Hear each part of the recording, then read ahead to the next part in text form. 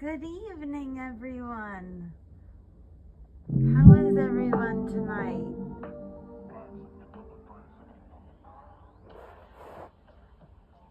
Beard, Maven, Wonder, yay! You all are made it. Yay! So, we have the last two parts of the story tonight. So, is everyone here? Should I wait I'm going to wait a little bit longer and let a couple more people come in.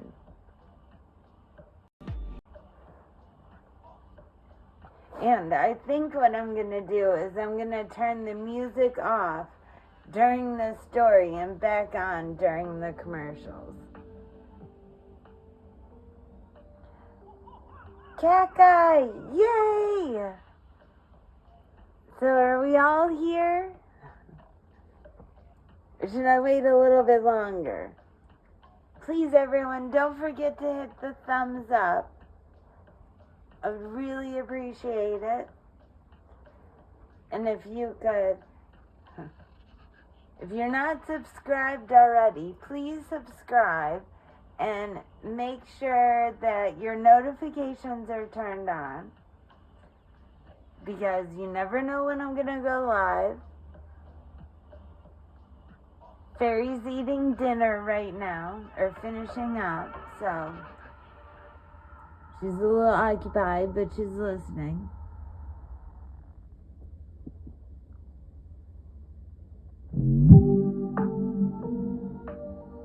So I'm going to wait a couple more minutes and see if anyone else shows up.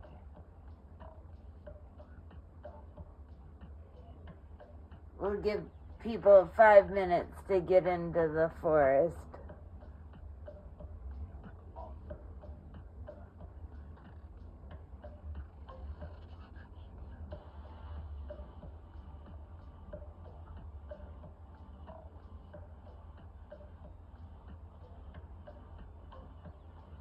Yeah, where's Edwin? Edwin's not here. He might be busy. He was doing something.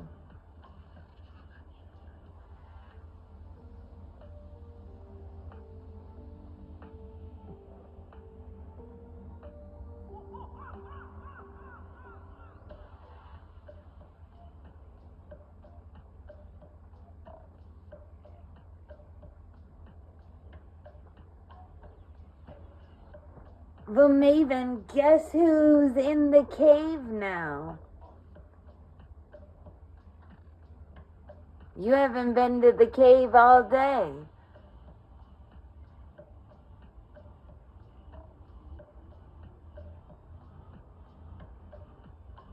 Because we have a new elf in the cave.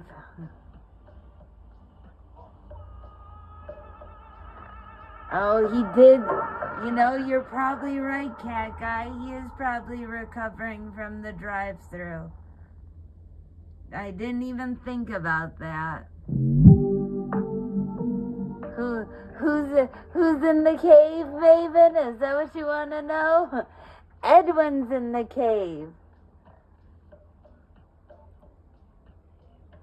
We finally have all the elves in one place.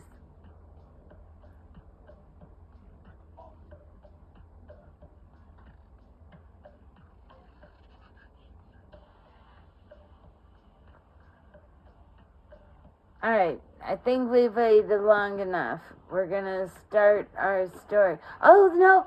See, yay!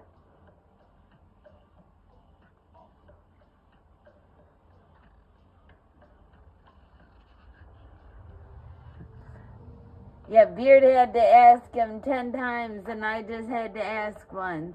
Just saying.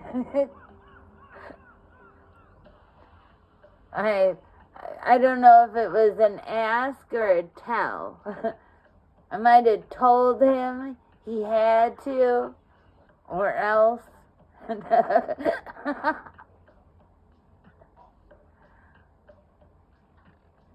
So, are we all ready?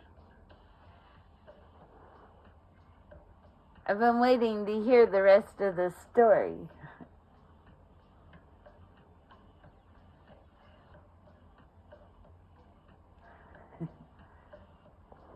Alright, here we go.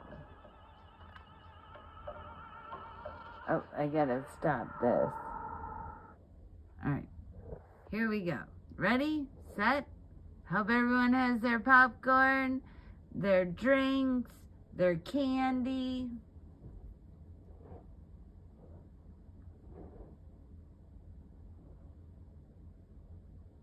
Because you won't be able to get up till a commercial break.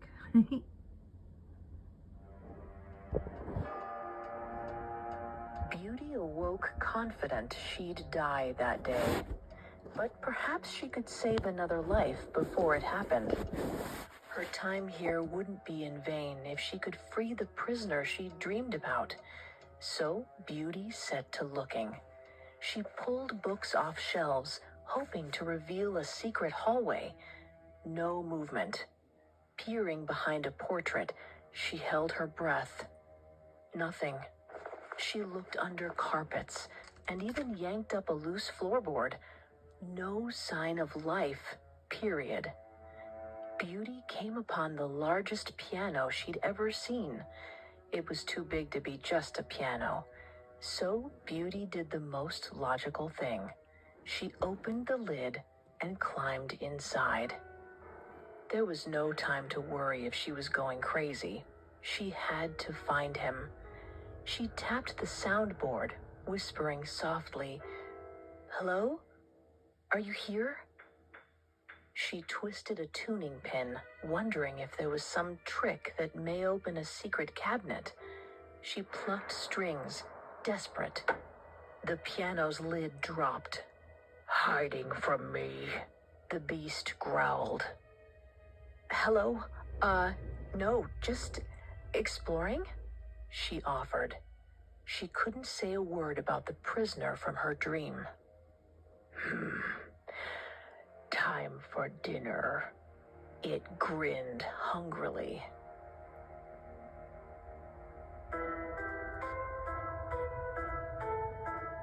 Welcome to Tales. I'm Vanessa Richardson. Today, I'm continuing Beauty and the Beast, the classic girl meets monster tale. But this isn't the version of Beauty and the Beast you've heard before.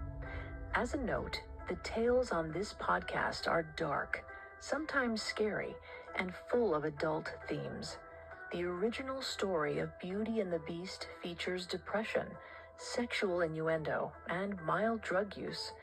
Please exercise caution for children under 13. If you want to hear more tales, you can find episodes on Apple Podcasts, TuneIn, Stitcher, Spotify, or Parcast.com. A new episode releases every other Saturday. So like she said, if you have kids in the room, you should probably take them out because these are a little dark. The case of her father at the Beast's castle. Fearingandit.com. A new episode releases every other Saturday. So if you enjoy it, subscribe. When we last left off, Beauty volunteered to die in place of her father at the Beast's castle. Fearing an imminent death, she cried herself to sleep, where she dreamed that she wasn't the only prisoner in the castle. Beauty was determined to find this unknown prisoner and free him before the Beast killed her, but worried she did not have much time. Enough food to feed Beauty's entire family covered the table, but the Beast wouldn't take one bite, hoping it contained some anesthetic or maybe a poison that would kill her in an only mildly painful way. Beauty gingerly bit a roll. The Beast watched her every move, her hand on the butter knife, her lips on the crust, the ripple in her throat as she swallowed. Neither spoke. The only noise was Beauty chewing, swallowing, sipping wine. There was no water. She figured the Beast did that intentionally. She finished her roll and broke down crying. The Beast stirred, What pains you, darling? Darling? Ew. She'd rather the monster didn't speak. But, being a kind and well-bred young lady, Beauty replied that she was distressed he hadn't begun to eat yet, and that she was... You aren't the meal. Seeing me eat would cause you to vomit, the beast said. Considering his trunk and tusks, Beauty believed him. She composed herself and quickly ate 2 more rolls. She didn't trust herself with any complex food. Even if she didn't see the beast eat, she was still likely to vomit from anxiety. Beauty, remembering her manners, realized she probably shouldn't refer to her captor as the beast. It might prefer the monster. She asked him, "What shall I call you?" Its rat tail curled around her wrist in a sort of handshake. Beauty figured the beast meant it to acknowledge her thoughtfulness, but she was disgusted. The beast cleared his throat with a pained growl. "I should like for you to call me husband. Beauty, will you marry me?" Her stomach coiled. She tasted her rolls again. It was absurd the beast even asked. Intercourse with this thing couldn't be anything less than rape. "Reply properly. Yes or no," the beast said quietly. Beauty swallowed and said, "No, thank you." He asked her to follow him and led her to a door labeled Beauty's Apartments. "If you require anything, simply say it aloud, and it will come to you. Good night, Beauty," it said. Beauty nodded, tongue-tied. She entered the room, and the beast locked her in. She didn't know how much longer she had, and hated to waste what could be her last minutes crying, but the tears fell uncontrollably. Somehow, the idea of being the beast's wife was even worse than being his dinner. That night, she dreamed of the unknown man who greeted her with a kind embrace. Normally, she'd think this was improper. After all, she didn't even know his name, but she needed the comfort, the reassurance that the monster couldn't get her here. After a few moments in his arms, she finally relaxed and was able to speak. "I tried to free you, I promise. I'll keep trying until the beast kills me." The man gave her a sad, solemn look. He stroked her hair one last time, then said, "Seek happiness. That is the key to saving me. And do not allow yourself to forget gratitude," he told her. Then he vanished. A lady appeared in his place. She said to Beauty, "Better things shall come to you, dear one. You are fated to happiness if you can only see beyond appearances." Then she too disappeared. Seek happiness. Much less cut and dry than crawling under furniture, but how could she find happiness in a prison? At least it was a clue. She clung to it, hinging her sanity on this scrap of hope. Beauty was growing rather thirsty from all the crying. Just then, she remembered that the beast said if she required something, all she... Okay, we're going back because I missed that too. I was worried that I was buffering because it looked like I was on my screen. So, we're going to go back a little bit and see if we can catch why she agreed to why she agreed to marry him. So, we're going back. Had to do with hinging. Seek happiness. You are fated to happiness, he told her. her hair one last time, then said, "Seek happiness." That. Should I go back further? I think I need to go back further.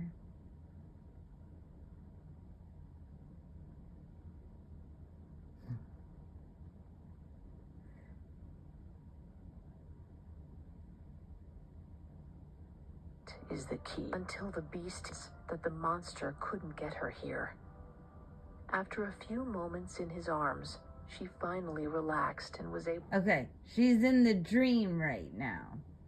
So she's talking to the guy in the dream. To speak. "I tried to free you. I promise. I'll keep trying until the beast kills me." The man gave her a sad, solemn look. He stroked her hair one last time, then said, "Seek happiness. That is the key to saving me. And do not allow yourself to forget gratitude," he told her. Then he vanished. A lady appeared in his place.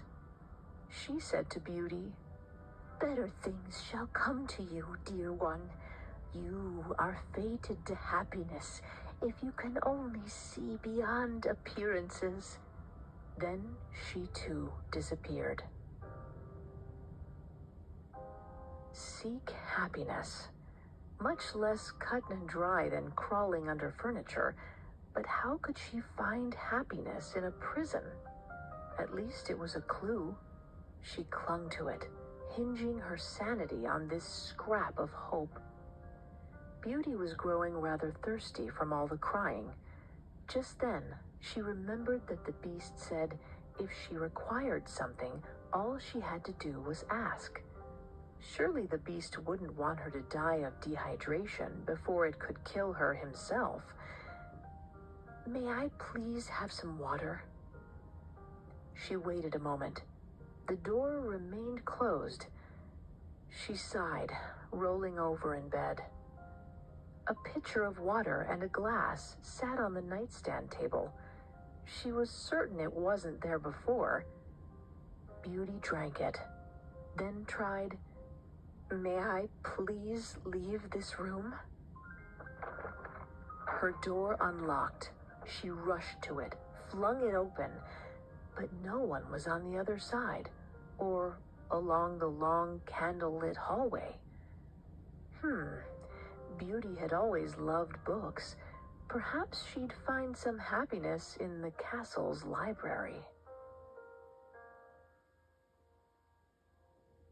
We'll return to our story in just a moment from the park. Okay, so we're going to commercial. I'm going to play some music while the commercial plays.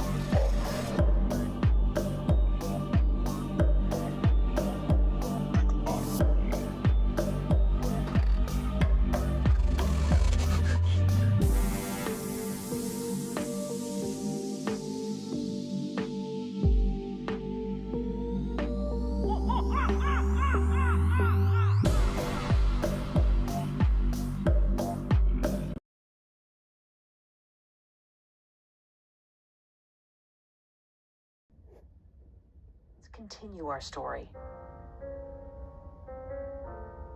The library was useless. Beauty read several books over the next few days, but she was preoccupied with analyzing each sentence for clues. It became a chore, and a fruitless one at that. Exploring other rooms, Beauty met adorable birds and monkeys. They couldn't speak, but they were unusually smart. In the castle's theater, the animals performed plays and operas and ballets, but each line and note and leap was just another clue to parse. There were no other people in the castle to talk to, just the birds, monkeys, and silent, invisible servants. She began counting the hours since she'd seen another human face. Every night, the beast stared at her as she ate. Occasionally it made awkward conversation about the weather, or how she was sleeping, the rareness of the mutton. It was so painfully dull. Beauty wondered if the beast's sadistic plan was to bore her to death. After she finished, it asked the same conceited question. "Beauty, will you marry me?" She always said no. Even if she had a speck of interest, its tusks would probably take her eye out trying to kiss her. For a fortnight, she didn't see the prince in her dreams. She worried the beast had satisfied its bloodlust by killing the other prisoner. Restlessness overtook her, and she decided to explore every room in the palace. In a vaguely familiar room, she found an odd chandelier. It was all silver and crystal, with one golden candle holder. Curious, she pulled over an ottoman, stood atop it, and looked more closely. The gold glint came from a locket tangled around the chandelier. Vintage, seemingly. She blew off the dust and tried to pry the locket open. It was a bit stuck, rusted. She dug her fingernails between the metal lips. Inside, a picture of the man from her dreams. He lived, or had lived. The tiny, delicate painting was done in an old style, but it was him. The man had told her not to trust her eyes, but she knew one thing for sure. The beast had usurped this estate from the unknown man's family. At dinner that night, she didn't even try to maintain polite conversation. She ate quickly, angry at the beast for what it had done to her fellow prisoner. And to her, she was a victim too. She'd never see her family again, and her days were numbered. After the quick meal, the beast asked her to marry him, as usual. She declined, as if there would be another answer. But this time, the beast pulled out a sharp, shiny dagger. Beauty twitched. She longed to run, but feared moving a muscle. "A gift for you." The beast pushed the item towards her, and she realized it wasn't a dagger, but a shard of broken mirror. He explained it was cursed by an evil fairy, and now the mirror showed not the person looking into it, but who they longed to see. All Beauty had to do was ask. "Show me my father," she commanded. Beauty looked into the mirror and saw her father and one of her sisters in a stately living room. They laughed with a young man.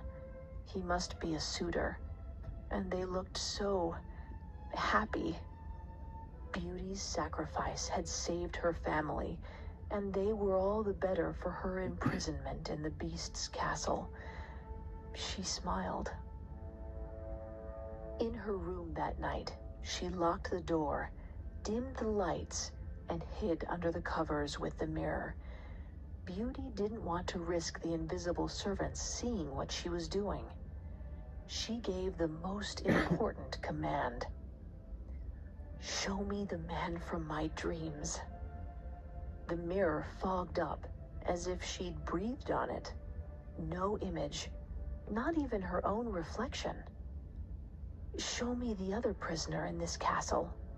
The mirror showed her an image of the beast. It was as she feared. The beast had eaten her only hope. Beauty sobbed herself to sleep. She dreamed of the portrait room. But no, yes, there he was. The man from her dreams stared at his portrait, forlorn. "You're here," Beauty cried, elated. "What did you expect?" the man asked. He embraced her. "It's been so long. I thought the beast had eaten you." She went on to tell him about the locket, the portraits, and the shard of mirror. The man assured her she was on the right track. She needed to listen closely for him. In the meantime, would she fancy a walk in the garden? Beauty agreed, allowing him to take her by the hand and tell her about his garden. After walking her through flowers and vegetables, he showed her his poison garden. This made Beauty nervous. She'd seen this garden before, but had no idea it was dangerous. "Why would you grow these?" "Tragedy. Sometimes a quick death is the most practical choice," he said. She was shocked by his bluntness. He went on to detail how a certain flower would stop her heart as soon as it hit her bloodstream. The man was calm, scientific, and Beauty shifted from disturbed to fascinated. He wasn't simply a prisoner. He was a man of mystery, and a very intellectual one. She asked him, "Do you have something that would help me sleep more?" "I don't feel comfortable sharing that with you. Your captor would not appreciate you slumbering through the dinners he waits so eagerly for." Beauty nodded and resolved to find that plant herself. In the meantime, she enjoyed the rest of her night with the charming man. After receiving the mirror, Beauty's dreams of the handsome young man continued. He told her about his favorite books, and she spent her days reading them. He taught her how to skip rocks across the garden's ponds and into the moat. After each dream, she felt closer to him, driven to rescue him. There was a chance they could escape this castle, return to her family, and get married. She was falling in love, though he never told her his name. He said he was sworn not to. These glorious nights only made the days more taxing. She counted the minutes till she could return to sleep. Beauty watched her father and siblings in the mirror, but being unable to speak to them frustrated her. Her family felt far away, like characters in a book. The birds and monkeys were sweet, but they couldn't carry on a conversation. She quickly bored of the animals' pantomime. There was no nuance, and the beast, though able to speak English, was even duller than the birds and monkeys. Beauty fancied that she might sleep and never wake up. She took to drinking more wine at dinner. She ate less, so her body would be forced to sleep more, and she could see the unknown man faster. After significant research in the library, Beauty found a root in the garden that would make her sleep quickly and longer. She felt sick when she woke up, but the nights with the unknown man were worth it. One night, as he encouraged her yet again not to judge by appearances, she broke down. She was lonely. The shows performed by birds and monkeys bored her. The invisible servants scared her. "I never see a true person, just the animals and the monster," she cried. The man took her hand, meeting her teary eyes. "What about the shard of glass the beast gave you?" "For all I know, the beast enchanted it to show me false images of my family," she exclaimed. The man regarded her gently. Do they feel false? She swallowed. No, but it won't show me you. The man reminded her that she saw him every night. Beauty insisted it wasn't enough. The days felt so much longer than the nights, no matter how much she drugged herself. At that, the man said Beauty ought to be going. He told her, "You have to make your waking life worth living. Love him who loves you." "I love you," Beauty said. "Do not be deceived by appearances, Beauty." She awoke with a start. That was it. There was no way she could find the man by looking on her own. She had to confront the beast. But every time she tried to speak, her throat closed up. She couldn't get the words out. For days, she existed in limbo. Dinners left her tongue heavy and her chest tight. Each night after the beast left her, she loathed her own silence. After 5 days and 4 glasses of wine, it tumbled out. "Are you, the birds and the monkeys and I, the only breathing creatures in this castle?" The beast inhaled gruffly. "Yes, only us two and the animals are living. The invisible servants who wait on you do not live. They are magic. Only us two. There was no man in the castle."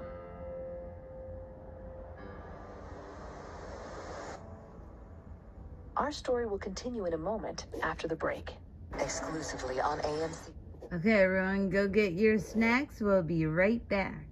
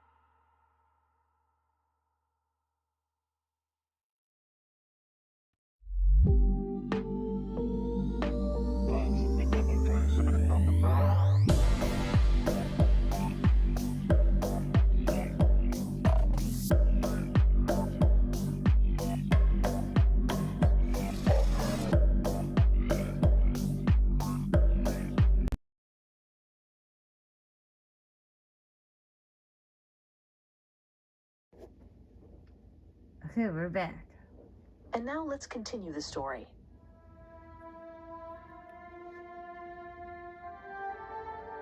After the revelation, Beauty no longer tried to sleep. She stopped eating. Nothing held her focus. Soon, she stopped watching the birds and monkeys perform. She didn't read. She barely left her room except for dinner. At dinner, she'd say one word. No. Beauty cried every day. Why hadn't the beast killed her already? Probably because she wasn't worth the trouble. That's how little she had to offer. The only people who loved her, her family, thought she was dead, and there was no way for her to tell them otherwise. At this point, she'd be better off dead. Beauty stopped trying, going to dinner with her hair unbrushed. The beast asked what was wrong, and she said she had a headache. They didn't speak again until he asked her to marry him, and she said no. The beast had never reacted to her rejection before, but this night he frowned and presented her with a ring. "Go home for 2 months if you like. It may cure your headache. To return, simply turn this ring over on your finger. Beauty was shocked. She could leave? Just like that? What are the conditions? I implore you, return to me after 2 months. Swear on my life, if you don't return, I will die, the beast said. Beauty nodded her gratitude. She put the ring on her finger and swore on the beast's life she'd return after 2 months. That night, Beauty fell asleep quickly and without shedding a single tear. The excitement of seeing her family again invigorated her. She wondered why the beast changed his mind, but she'd never question it, for fear he'd change it back. Dreams of her family turned to dreams of the castle garden under a stormy sky. It looked to rain at any moment, and Beauty was not dressed for it. She meant to go inside, but then she saw a limp hand on the ground of the poison garden. Beauty rushed to it. The hand was connected to the man she loved. He was alive and sobbing, crushed berries in his hand. Her heart leaped that he lived, but sank at his sorrow. She took his hand to her heart. "My beloved, what ails you?" she asked. He looked at her, shaking with despair. "Are you not aware your departure dooms me to death?" Beauty tried to explain herself. "I'll come back. I swore I'd return in 2 months' time. On the beast's life, I swore it. You don't understand. My father and siblings believe I'm long dead. He has to know he didn't kill me." The man ripped a branch off one of the bushes. "Is your father's conscience worth my life? I know you won't return." The man fumed, waving the branch wildly. "Be careful with that. I don't want you getting hurt." She tried to take the branch from his hands. He jerked away from her. "Then don't leave." Beauty took a deep breath. "I will not allow the beast to die. He has shown me only kindness. He may be crude and dull, but his generosity towards my family saved them. No prisoner has ever lived in such luxury. I get every comfort. I'm even allowed to leave now." The prince didn't seem to listen at all, saying, "He's a despicable, ugly monster, keeping you captive until you submit to his lust. You don't know. You can't imagine what the monster wants to do to you." This horrified Beauty. The beast wasn't perfect, but she'd begun to care for him. "Don't be cruel. He's respectful. He won't touch me without my consent. Under the scales and tusks, and he's a gentleman." The man paced silently. After a few paces, he asked, "Do you love him?" Beauty's jaw dropped. Was he kidding? How could the man she loved believe she was capable of such monumental feeling for another? And a monster at that? "Heavens, no. I love only you, but I am grateful for the beast's kindness." "No, you love him. You love the beast." The man's comment infuriated Beauty. "I barely know the beast," she shouted. The man gave Beauty a piercing look, like she'd hurt him or lost his trust. He spoke slowly. "Then why wouldn't you leave, never come back, and let the hideous monster die?" Beauty tried to compose herself, but she'd never been this angry in her life. "I cannot. I will not. This is nonsense. Why am I arguing with you? I don't know your name. I don't know if you're anything but a fantasy. Hot with anger, she ran away. She wasn't going to fight with a man in the rain. Where were her manners? How could this have happened? This simply wasn't done. Seeing him again should have been joyful, but she felt like she'd ruined everything. All because she'd started to care about the beast.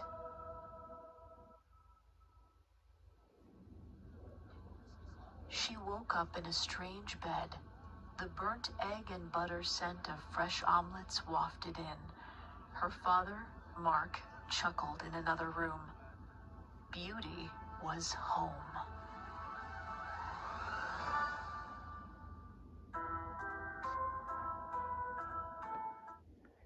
Okay, so the last part. There's gonna be some commercials while I get the next part all set up. So go get refills, popcorn, candy, roll another joint, do all that fun stuff. And we'll be right back with the last part, part 3.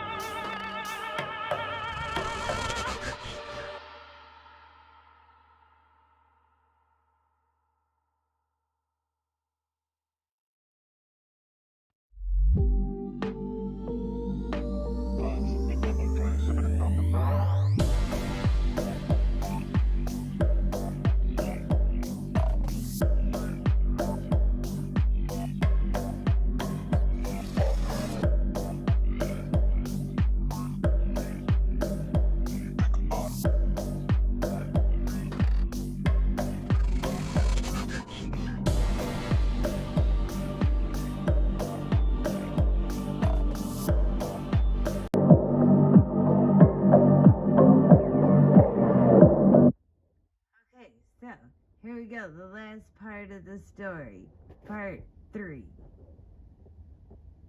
Because remember, the first one was the beast, and then the second one was the beauty, and then we did the first part of the beauty and the beast.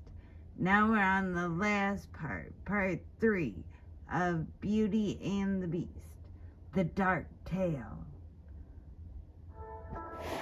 Welcome to Tales. I'm Vanessa Richardson. This is the final installment of Beauty and the Beast, the classic girl meets monster tale. But this isn't the version of Beauty and the Beast you've heard before. The tales on this podcast are dark, sometimes scary, and full of adult themes. The original story of Beauty and the Beast glorifies incest that occurred in European royal families. Please exercise caution for children under 13. If you want to hear more tales, you can find episodes wherever you listen to podcasts. A new episode releases every other Saturday, so if you enjoy it, subscribe. When we left off last time, the Beast granted Beauty permission to visit home. This led to a fight between Beauty and the unknown man from her dreams. where the man questioned Beauty's true feelings for him, and Beauty realized she was beginning to care about the beast. Before the argument could be resolved, Beauty awoke in her own bed back at home. The reunion was glorious. The whole family back together again, catching up and laughing.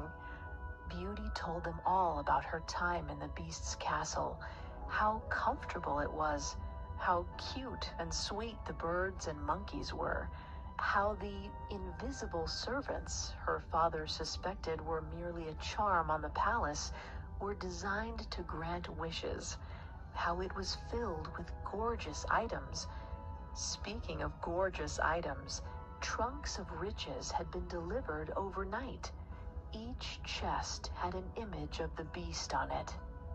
Beauty, you should wear this to my wedding next year, Adela exclaimed, fastening a delicate emerald necklace on Beauty's neck.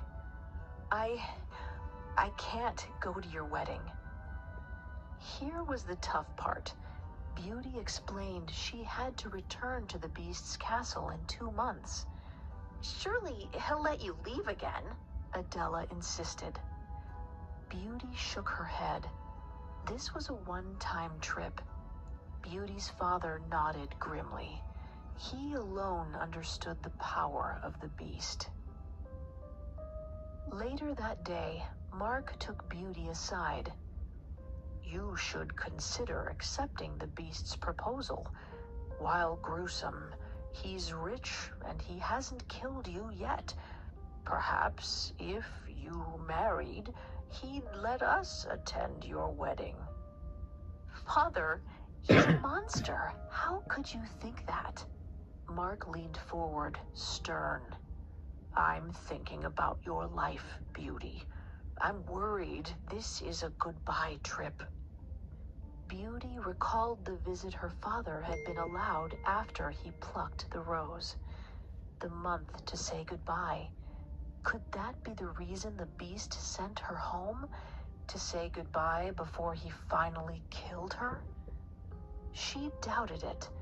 After their year together, Beauty trusted the beast. She knew, somehow, deep down, that he wouldn't kill her. Right? She fought back tears as she asked, You think marrying him would save my life? He's given you a year to consider the proposal. That's more than ample time. If you won't be his bride, keeping you alive in his castle may not have perceived value to him.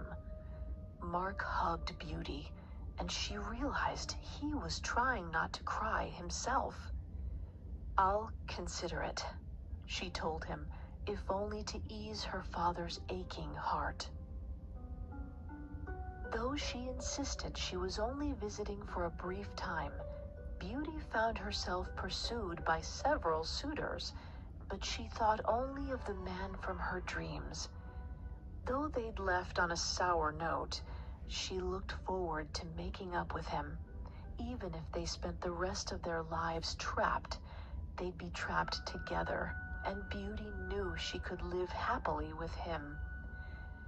However, when Beauty's last day came, she couldn't convince herself to turn the ring over, so she stayed for one more family dinner, one more walk with her father, one more late night of music in the parlor. That night, Beauty dreamed of the beast. Coughing, he'd lost half his weight. His lips were chapped around his tusks, and scales flaked off his face like dandruff. A beautiful lady appeared and urged Beauty to return, or the beast would die. Still in the dream, Beauty turned over her ring. She woke up in her room in the beast's castle. Beauty sprang from the bed. Still in pajamas, she went looking for the beast. Where was his bedroom? In all of her exploring, she'd never seen it. She'd never asked him about his rooms in the castle, or much of anything about him.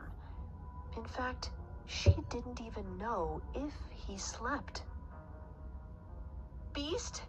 Hello, I've returned. Beast?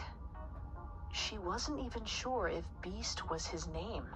She felt bad about this now. She'd ask as soon as she found him. Hello? She raced down hallways, flinging open every door. She enlisted the birds and monkeys to help her find him, and they spread over the palace, searching. She thought she'd seen him in a bed, but the longer she was awake, the more the dream's details faded from her memory. Was he even indoors? She ran outside, yelling for him. A Capuchin monkey alerted her, pointing the entrance of a cave on the grounds. Being a reasonable person, Beauty had never entered the cave, but now she had no choice.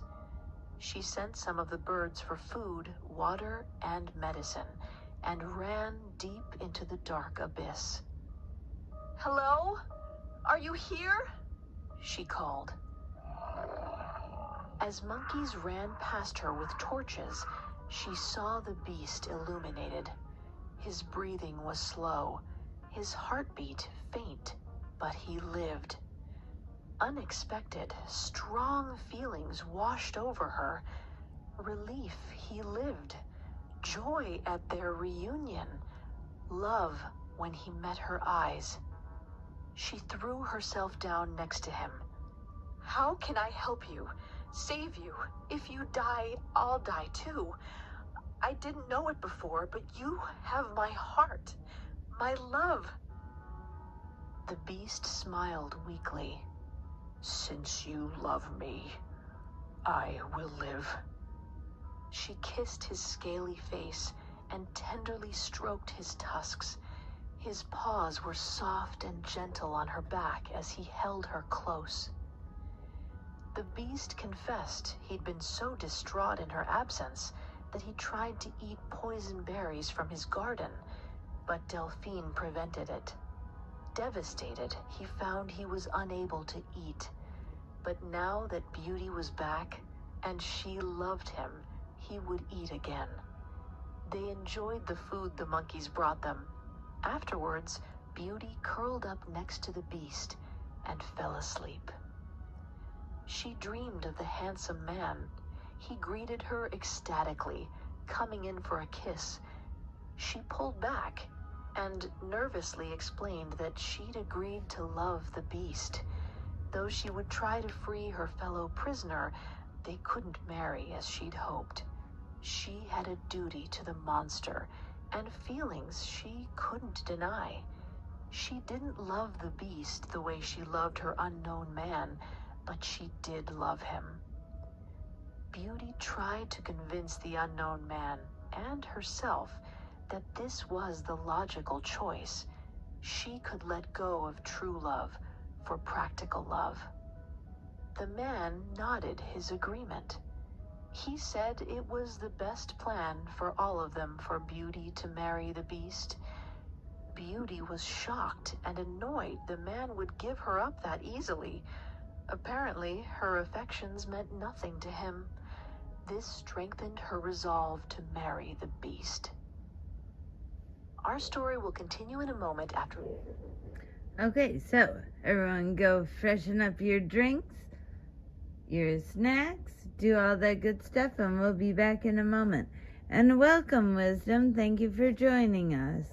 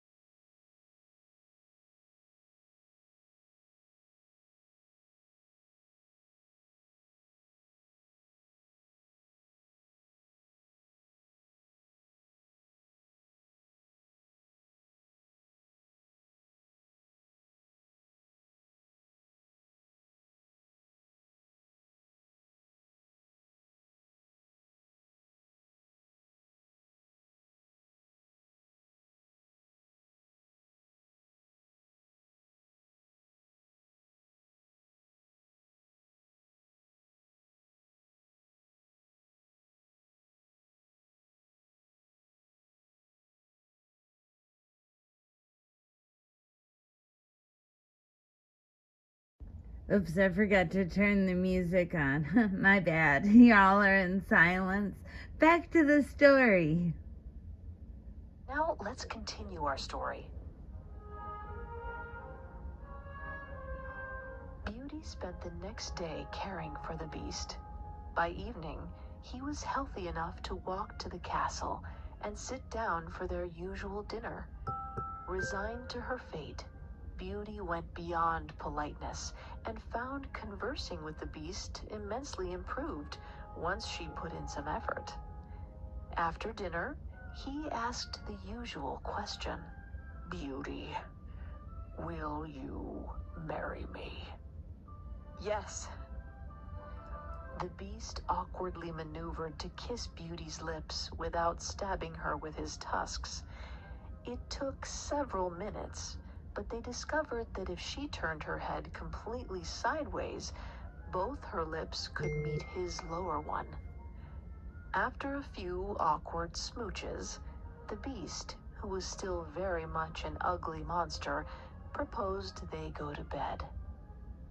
They settled down in Beauty's room, though she found his fur itchy and he scratched her a few times. The worst part of lying next to him was his breathing. Maybe after a few years of marriage, she'd get used to this, or convince him to let her sleep in her own bed. Eventually, she fell asleep. Beauty woke up next to a strange, undressed man. As a well-bred young woman, she was horrified. She'd already realized it may have crossed the line to sleep next to the beast, but she worried his health would take a turn for the worse overnight, and she didn't want to upset her dangerous future husband by denying him anything. She had to wake this man. Where was her beast? She looked more closely at the man and realized he was her unknown man, the man from her dreams. And the beast's oversized clothes were tangled in the sheets. How could this be? How didn't she realize this before? Her unknown man and her beast were one and the same.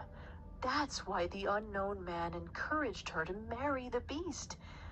Don't be deceived by appearances, of course. The incredibly handsome man next to her was going to be her husband. But she should probably wake him up to confirm that, just in case she was wrong or it was wishful thinking. Beauty shook the unknown man. "Good morning. Good morning?" He didn't wake. It sounded like there were voices outside the room. Odd, no one else lived here. Beauty threw on a robe and peeked outside the door. An oddly sparkling young woman argued with a powerful older woman. The older woman wore a crown and a no-nonsense attitude. The sparkling woman spotted Beauty and called her over. Beauty curtsied. "Welcome, ladies. May I assist you with anything?" The older woman sneered at Beauty. "This is her? She's a commoner." The sparkling woman stepped in. "She broke the curse. Beauty, this is Queen Cecile. Cecile, this is Beauty. And of course, I'm the fairy Delphine. You might recall me from some of your dreams." Beauty nodded.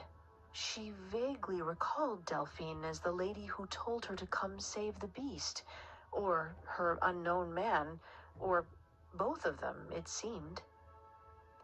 Cecile faked a smile. "Thank you kindly for breaking the curse on my son. You are relieved from any agreements to remain here or marry him.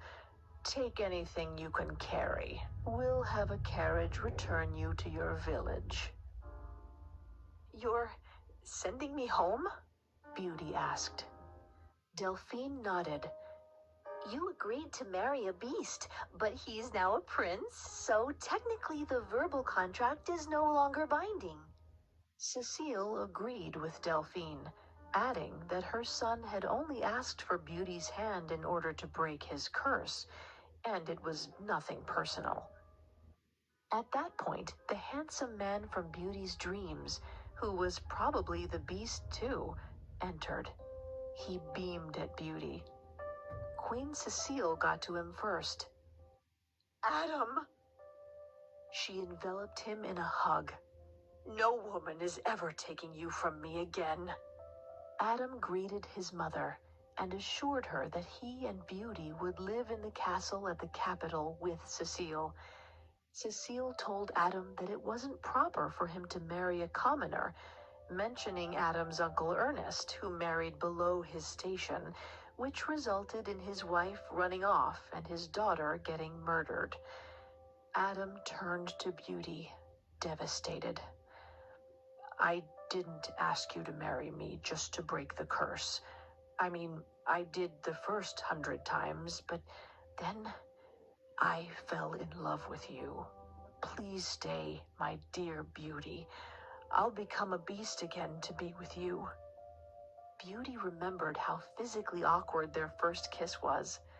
I'd like to marry you as a man. Adam, is it? Adam nodded and kissed Beauty. This time it was passionate and not at all awkward.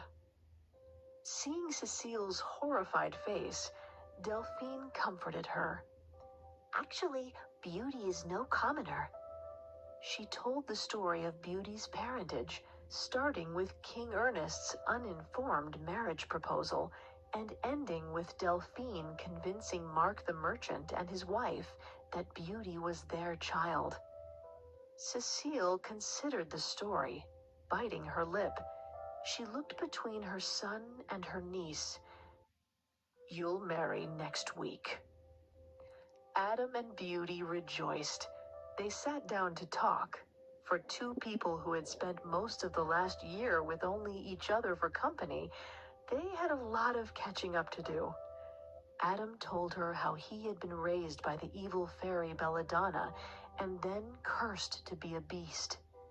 Then he explained how Delphine had charmed their dreams to intertwine, so his spirit could talk to her when they both slumbered. This way, Adam was able to get to know Beauty properly. We'll return to our story in just a moment. All right. Go fill up your drinks, everyone. CC, make sure you make enough for the class. We'll be right back.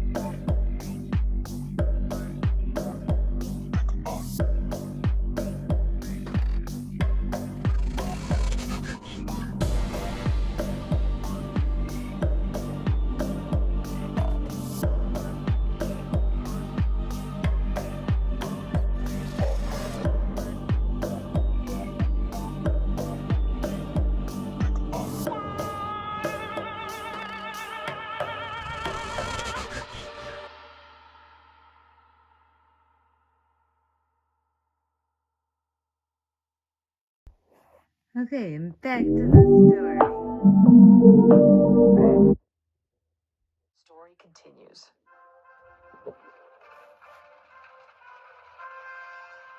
Beauty was hardly able to express her sympathies for her lover's trials before she was interrupted by the sound of a royal entourage approaching the castle. Cecile introduced Beauty, Adam, and Delphine to her brother, King Ernest. Beauty realized she had her father's nose and embraced him happily. Upon hearing the true tale, Ernest was thrilled his daughter hadn't been eaten by a bear, but was alive and engaged to his nephew. While they spoke, Delphine reanimated the statues in the garden, turning them back into palace servants. After ensuring all of the servants were fully recovered, Delphine apologized to Ernest for keeping Beauty's whereabouts a secret. She explained it was necessary to protect them from Belladonna. Beauty asked if they should be worried about Belladonna coming after them. Delphine patted her on the head. "Not to worry. I brought my accounts of Belladonna's evil actions before the Mother of all Seasons, who took away your mother's powers and cursed you to marry a monster. After review, the Mother of all Seasons stripped Belladonna of her powers and imprisoned her." Everyone breathed a sigh of relief. Ernest wished aloud that his wife could be here on this happy day. No sooner had he said that than a beautiful fairy appeared. King Ernest embraced her, joyful. Beauty gathered that this was her fairy birth mother. Alice told her story. After being cursed by the Mother of all Seasons, Alice was trapped, powerless. After some time imprisoned, Alice learned the Fairy Queen had a daughter who was cursed to transform into a serpent upon reaching her 100th year, which was very young for a fairy. From prison, Alice offered to take on the curse herself. Alice transformed into a serpent in place of the Fairy Queen's daughter, and in return, she earned her freedom. The grateful Fairy Queen restored Alice's powers and granted her the status of Fairy Elder. Minutes later, Alice went to find her family, and here she was. Just when everyone thought the family reunions were over, 12 horses charged in. Riding the horses, all 11 of Beauty's very confused siblings and her father. They had all been out hunting when their horses raced uncontrollably eastward. The horses galloped for hours, only stopping just now. Delphine explained that she'd charmed their horses. She thought they might like to be here to meet King Adam, Beauty's husband-to-be. Mark was upset to learn that Beauty was not his true daughter. She assured him that he would always be her father. He'd raised her, he loved her, and he would always have a home at her castle. She then assured King Ernest that, being one of 12 children, her policy on family was the more the merrier. And merry they were. Beauty and Adam had an incredible wedding, celebrating their union with all the people they loved. For many years, they lived happily, ruling Adam's kingdom with guidance from Cecile. Whenever they could get away from ruling duties, Beauty and Adam would escape to the country castle where they fell in love. Over time, Beauty learned how to use her limited fairy powers. She extended Adam's life for long past the normal time, bringing their kingdom to a golden age. However, Adam couldn't live forever, and eventually, he died. Everyone Beauty loved died, but Beauty's fairy blood kept her living. She outlived each of her children and her grandchildren. She lived until even her descendants weren't really sure who she was, and the only family who knew her was her mother, Alice, who had long since lost King Ernest. But Beauty always remembered her beast and the beautiful life they lived after she broke his curse.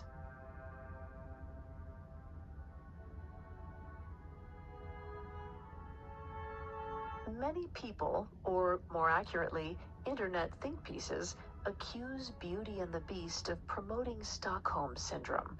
That's the psychological condition where hostages begin to trust and love their captors. And, well, the tale is about a trapped woman who begins to care for her captor. Other people, and internet think pieces, say this story is about bestiality, for obvious reasons. However, This is actually a tale about arranged marriages.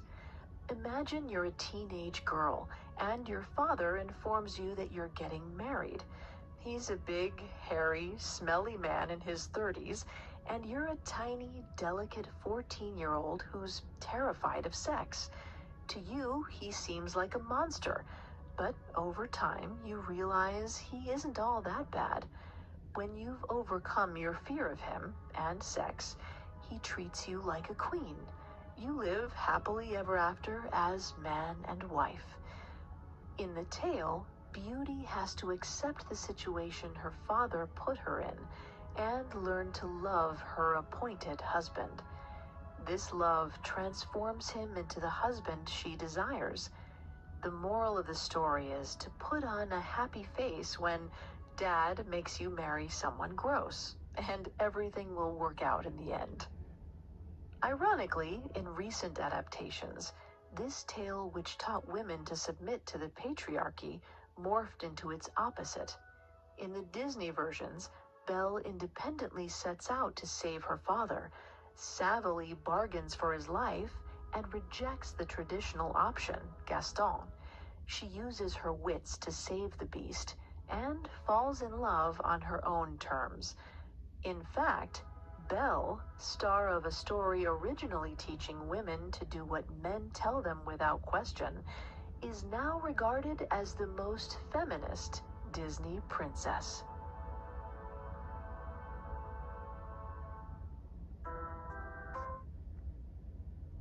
What? I don't know about that. I don't know about any Disney princess story actually teaching women to be women or whatever. I don't know. I'm not a Disney princess. Kind of, I don't know. Fairy tale bullshit is what I think. So, I didn't like that little part she put on the end. I wish I would have turned it off.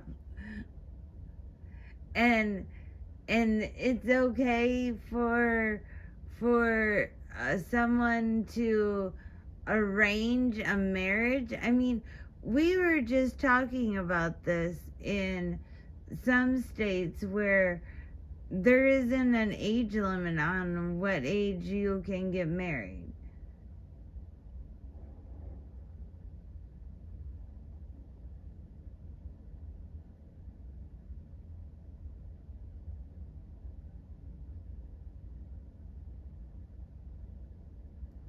No, cat guy, I don't remember that. But I don't know. That I didn't like that part on the end of that. I wish I wouldn't have played that part. It's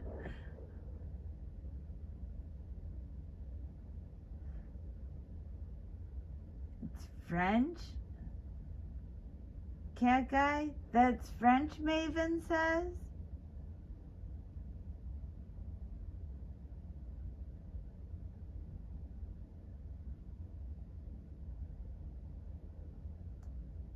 Beard says, yep, 4 states. 4 states you can marry whoever you want. And Oklahoma's one of them.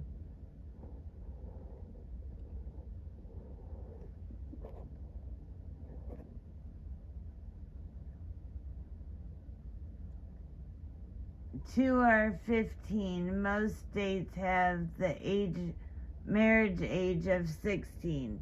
Yep, Beard and I were talking about all this one night. It was wild. I was so disgusted. And there's only a couple of states that you can't marry unless you're over 18.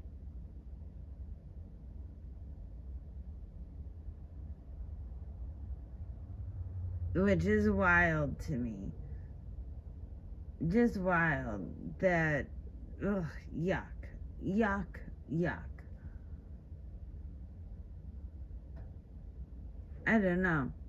Makes me want to do some research into who the fuck is this lady talking about arranged marriages with a 14 and a 30-year-old. We need to look into her.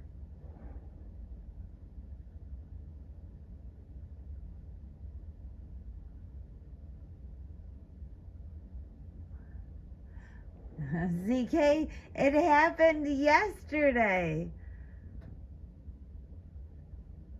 It happened yesterday. I got over 1,000. Woo, woo, go me. All by myself I did it. No drama, no bullshit, no shit show. Just me, myself, and I.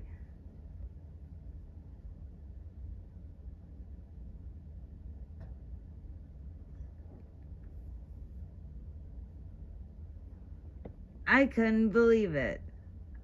Like, I started yesterday morning at like 9:48 or something like that. And then I went and did some stuff and I came back and I was like, what are all these comments? Who are all these people? What is going on? And I looked and I was like, oh my God, that one short got over 30,000 views. Unbelievable.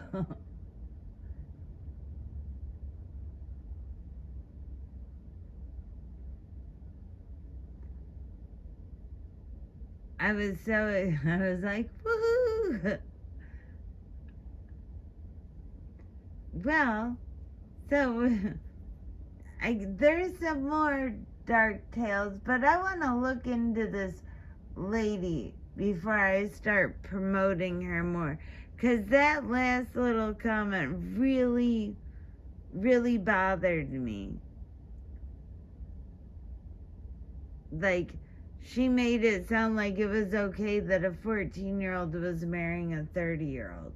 That arranged marriages, well, maybe in some countries, but we're in the U.S., and that's not right.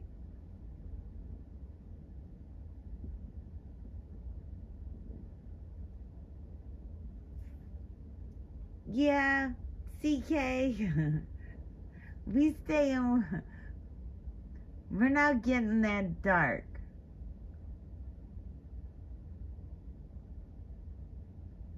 We don't want to have nightmares at night.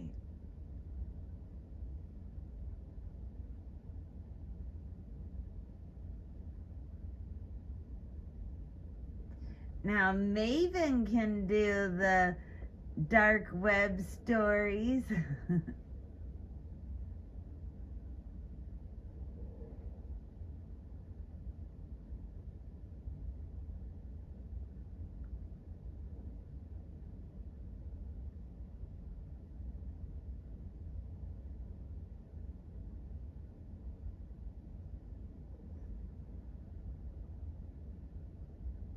I don't know, CK, what's the channel?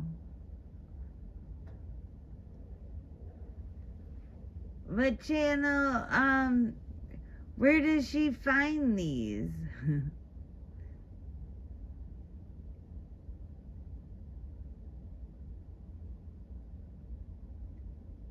Hey, Miss One, thank you for joining us.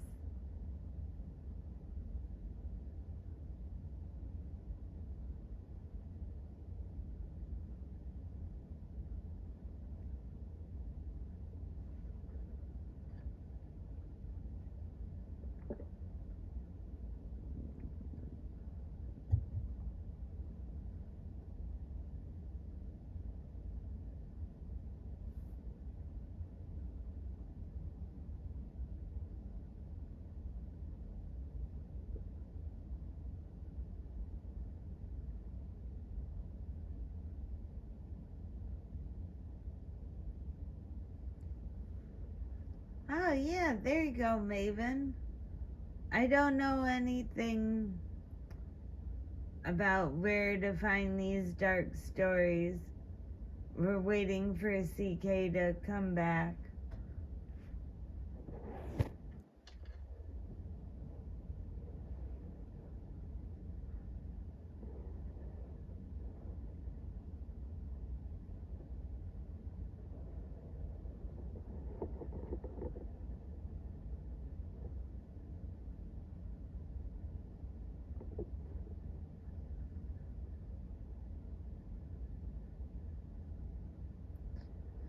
So, I'm gonna leave you guys here for just a brief moment.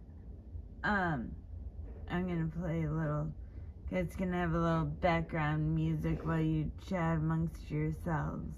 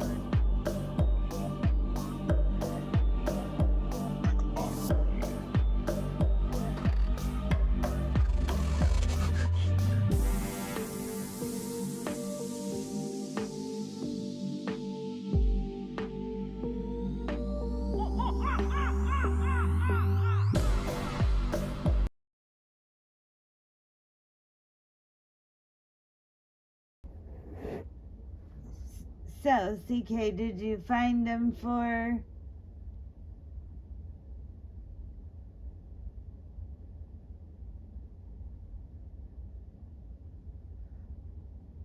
What?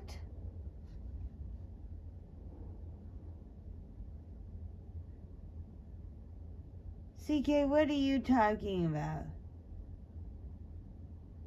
Nobody brought that name up.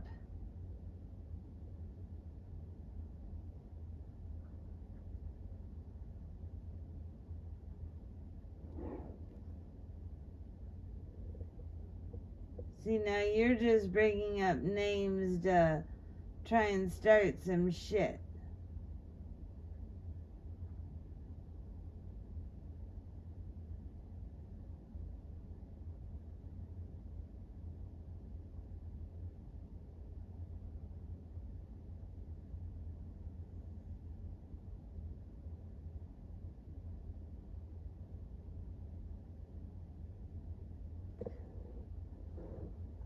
Oh, good evening, Neil. How are you?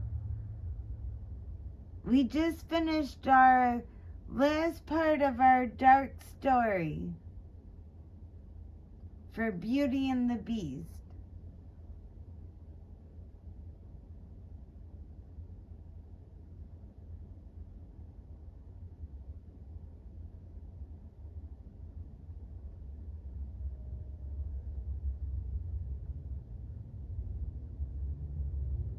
Merry Christmas, Neil, if I don't see you before Christmas. I'm good. It's been a busy day. I fell on some ice. You wouldn't believe it. I was fucking ice. And smashed my shoulder on the ground and my wrist, and a little sore, but you know, I was going to, I don't know if I told some of you, but I got that big, I cut down that big stick that I have to knock the ice off the roof. Well, I was walking around the corner to get it, and boom, slid right on some fucking ice. Unbelievable.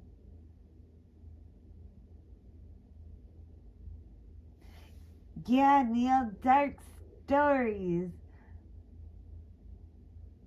Like, Grimm's kinda dark fairy tale stories.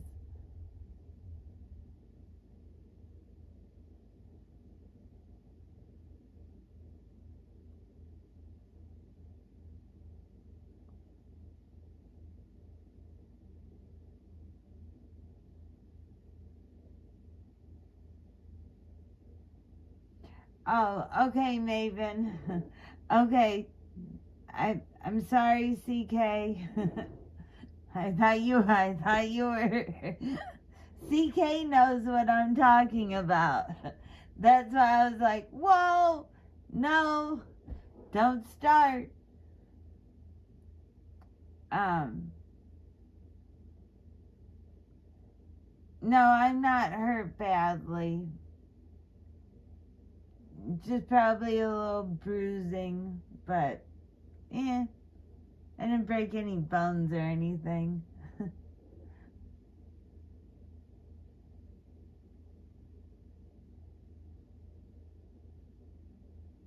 I knew what you meant. I knew what you meant.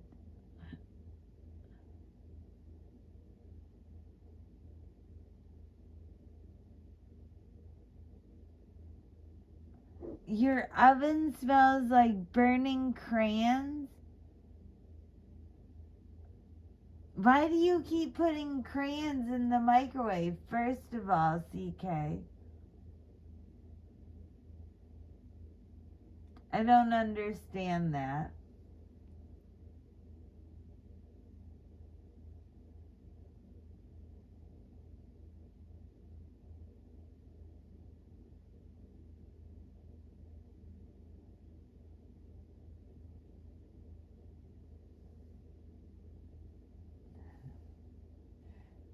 You know, when you live up here, you kind of are used to slipping on ice.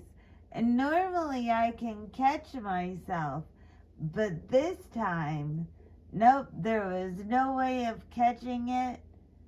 And I went face first, too. But my face didn't hit the ground. I kept my head up.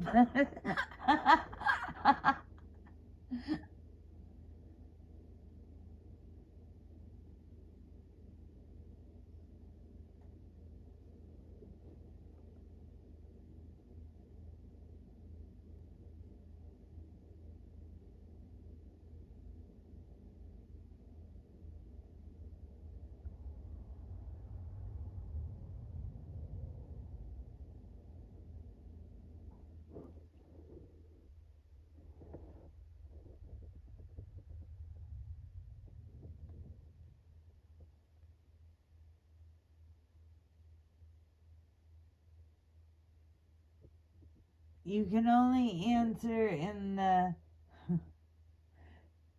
direction the things that allow me I can. Oh, well, yes, I would like to know what CK swallowed too. We should, Neil. CK, could you tell us what you swallowed?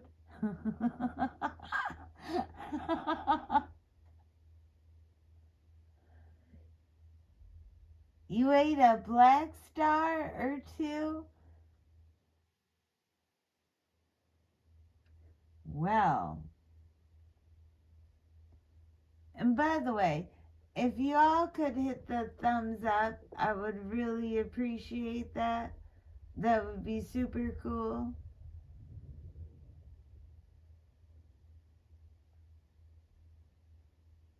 Oh, and by the way, 200 to 500, 250 to 500 milligrams of THC. A piece or all together?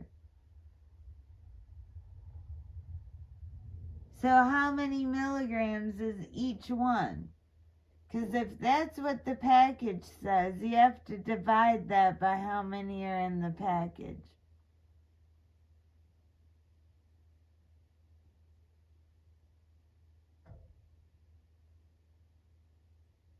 You'd be in a coma, fairy. Each 250. Ooh, nice.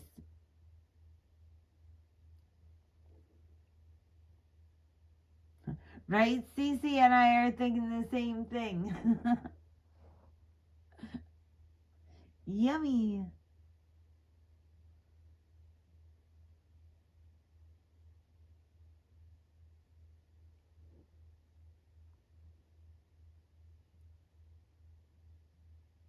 So, well, I'm past my hour-and-a-half mark.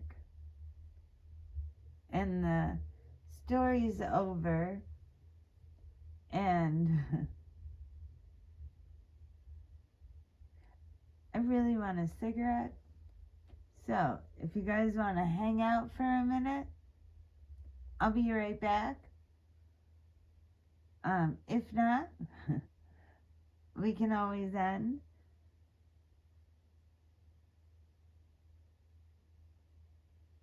But if you're just joining us, if you could please hit the thumbs up or the thumbs down, whatever your little heart desires.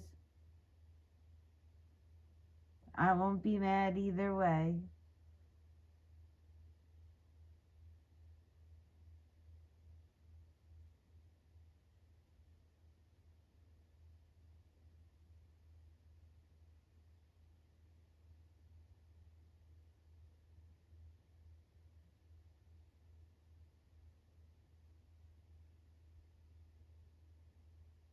Okay, I'm going to let you guys chat for a minute.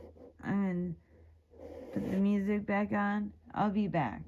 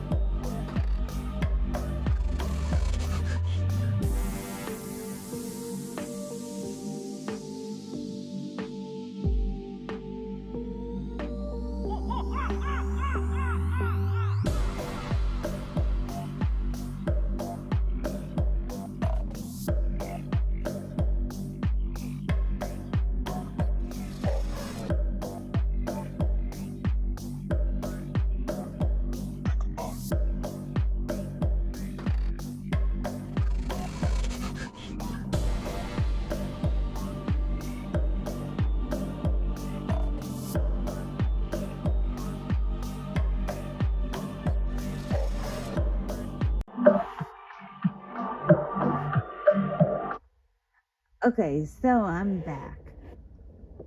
What is this? People coming in very sick. I guess maybe if people smoke way too much, or now with edibles, if they eat way too many gummies, I'm sure all that gummy inside you isn't the best thing in the world. But what do I know?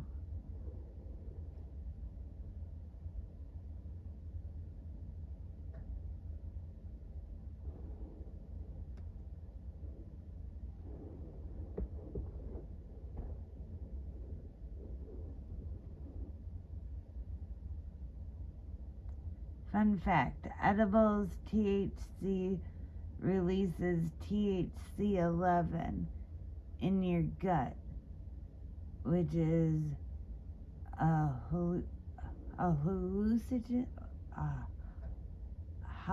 What? I can't say that fucking word.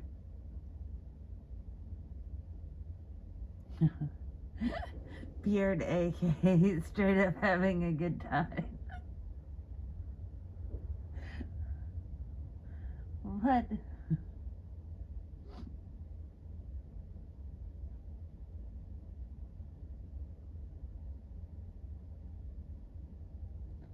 Ah.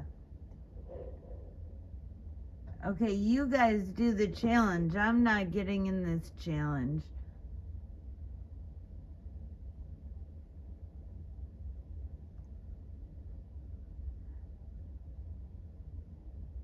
Oh, does it, CK? Well, isn't that interesting? It's weird. Some of your messages come up in Top Chat, but not all of them. That's so weird. I was in Top Chat and I moved to All Chat and I saw all your comments.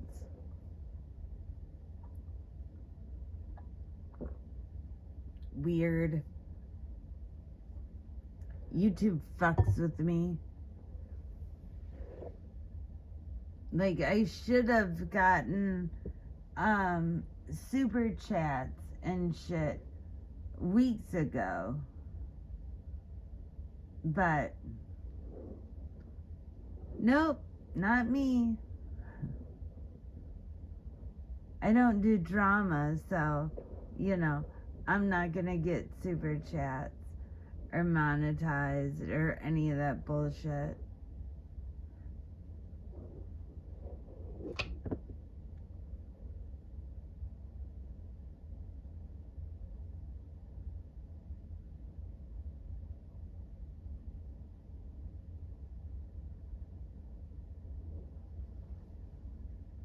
Well, we got 14 more minutes.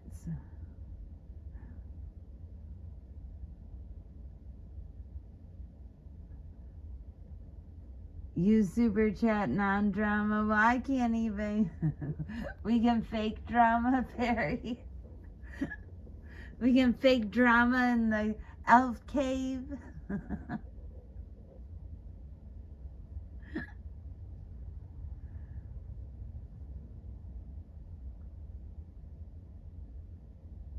You ate, Cece, you ate a pound of gummies in a week?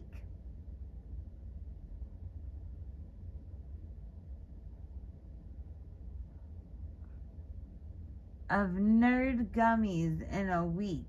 Oh my. Well, I mean, I guess spread out. Those things are fucking addictive.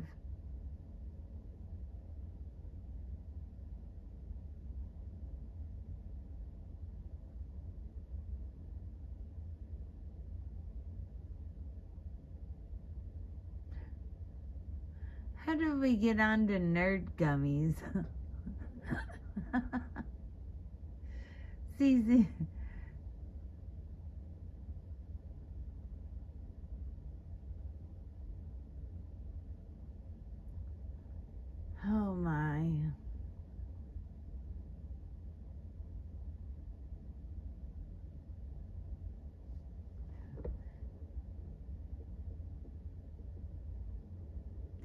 Steven, aren't the gummy clusters like so addictive? So addictive. Like, I could probably eat a pound of them in a week, too. So I don't know why I said, oh my. But if they were the gummy clusters, oh yeah, I could sit here and watch TV and eat them all night, all day.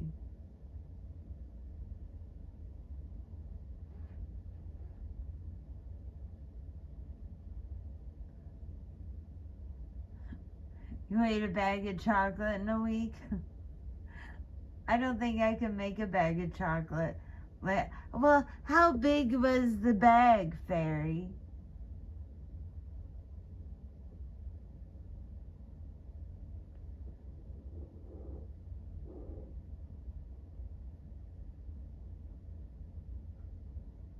And spicy Cheetos? Oh no, I don't like spicy Cheetos. Well, I don't like spicy anything.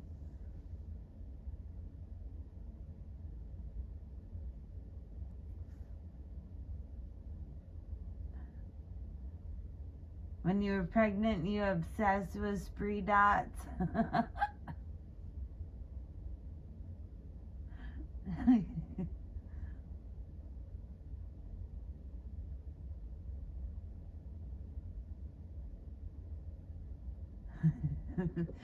Fairy, it was too big of a bag. There's never too big of a bag of chocolate. Are you nuts?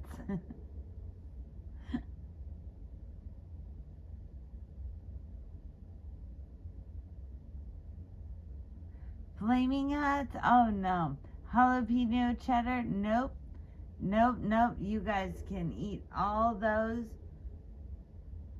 I will give you all those. If I ever come across them and we're with each other, you can have them.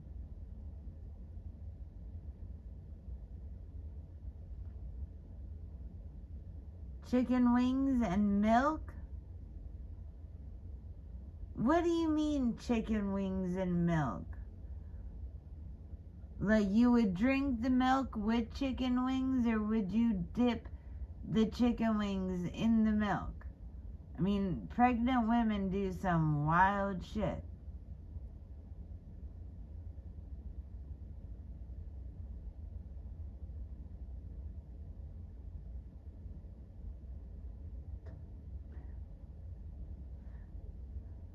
Fairy says you can have hers too. So you guys won't worry about any of the spicy hot Cheetos being stolen in the cave.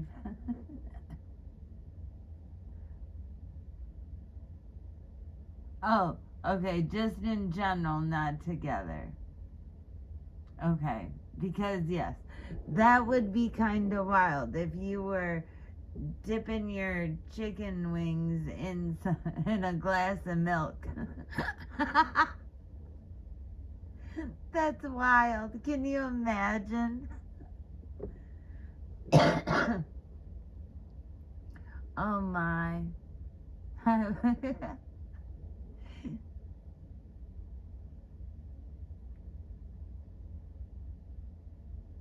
Yeah, I bet pregnancy is very weird. Have a little you have a little person growing inside of you. You pictured that, Fairy? So did I. That's why I had to ask. Because when she put those chicken wings and milk together, I picture someone dunking a chicken wing in milk like an Oreo.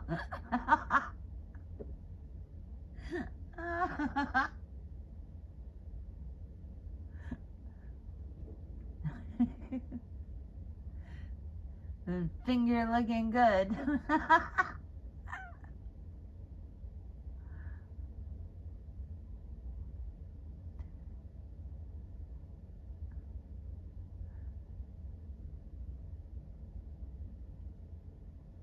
Oh my. Like, I'm gonna have that image in my head. Cat guy? we need a chicken wing dunked in milk.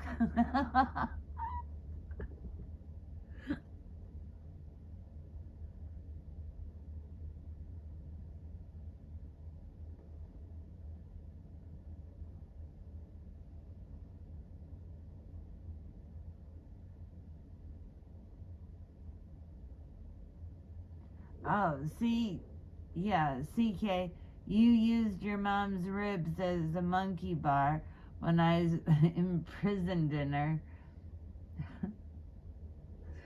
See? Those little things are evil probably when they're inside of you. I mean, hell, wouldn't you want to be kicking and moving all around trying to get out?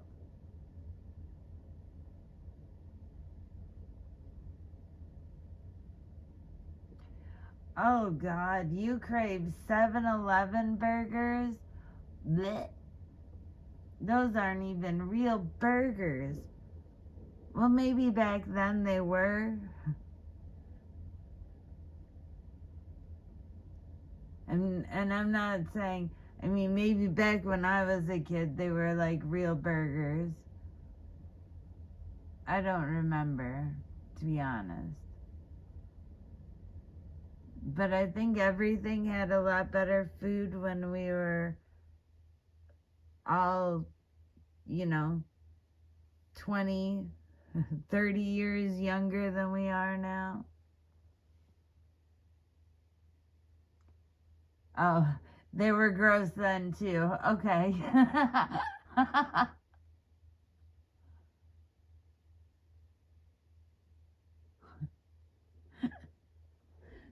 CK. As one who enjoys an open floor plan, I found the uterus confining. Oh, yeah, you would think, right? So if you're just joining us, if you could hit the thumbs up, that would be super cool. Or the thumbs down. Either one. It would be nice.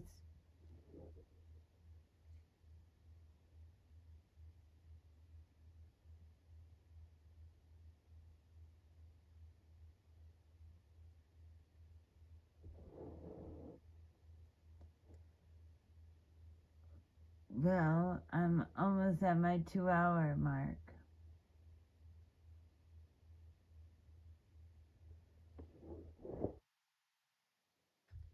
Let's see if there's... I don't know if we're going to do another dark fairy tale tomorrow night or when the next one will be. So make sure you follow my community posts because I will post that day sometime when I'll be doing it that night. And they're going to be at nighttime. And they're going to be after 9 o'clock.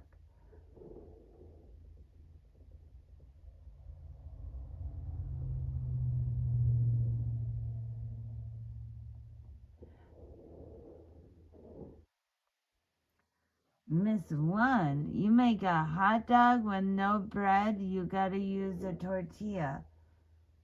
Huh. I've never thought about using a tortilla.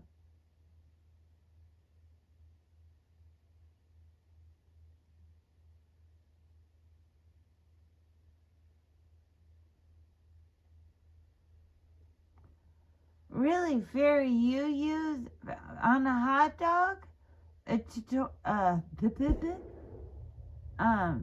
Tortilla instead of bread.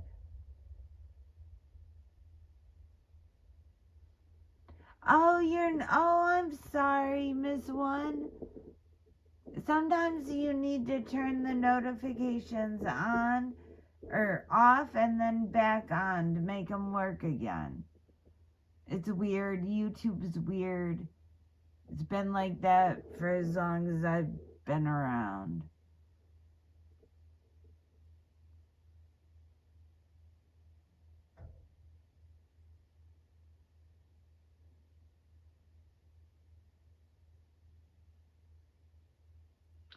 Huh.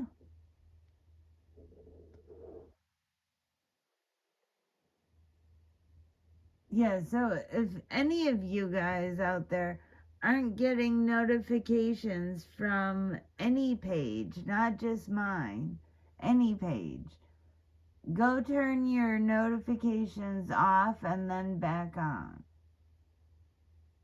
And when you turn them off and refresh the page and then turn them back on.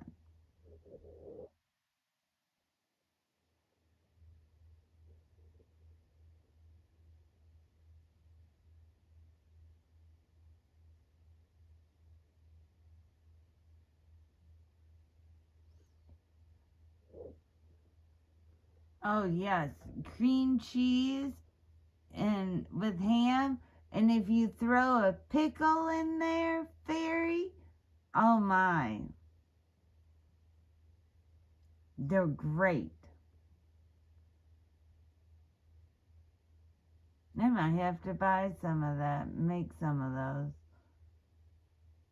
Now I have a taste for one. See what you did, fairy? And I live in the middle of nowhere, and I can't just run out to the store and go get it.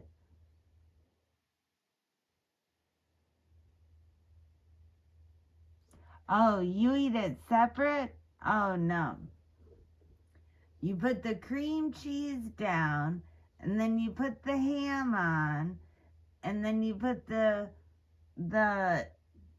pickle on top of it, a spear, and then you roll it up and you eat it. Oh my God, it's so good.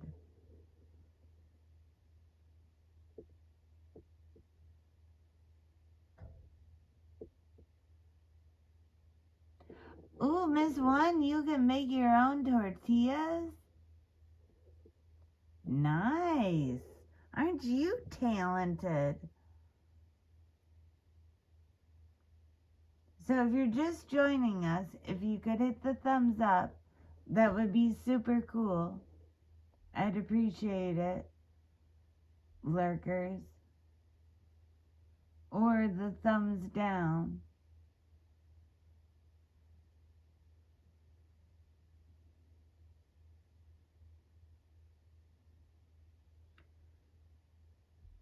And if you're new to the channel, please feel free to join us in chat. We're not mean. Unless you make us.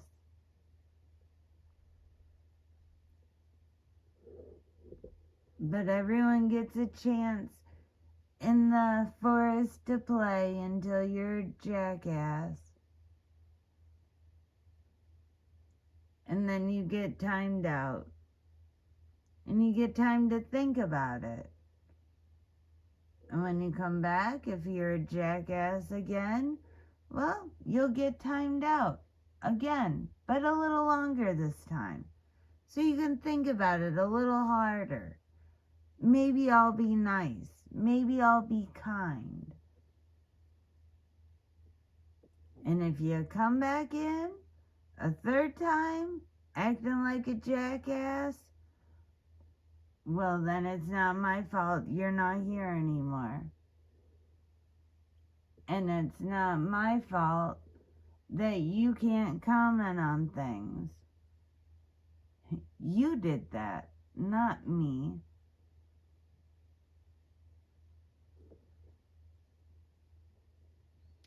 Oh, Neil, who would be mean enough? There's some trolls out there that really want to have fun in my channel and really want to pull me into some drama and some bullshit. But I won't let them.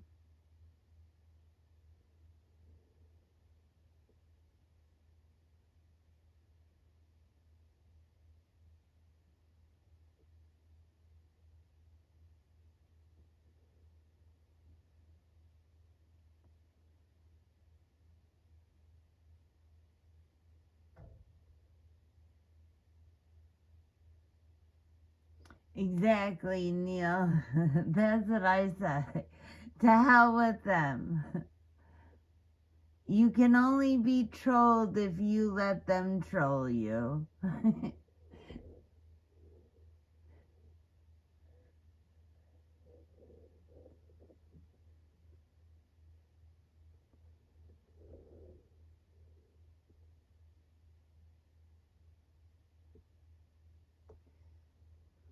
Well, I've gone a little over my 2 hour.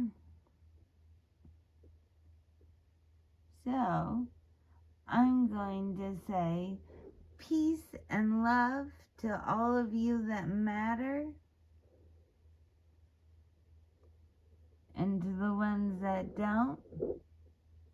You know, be kind. It's free.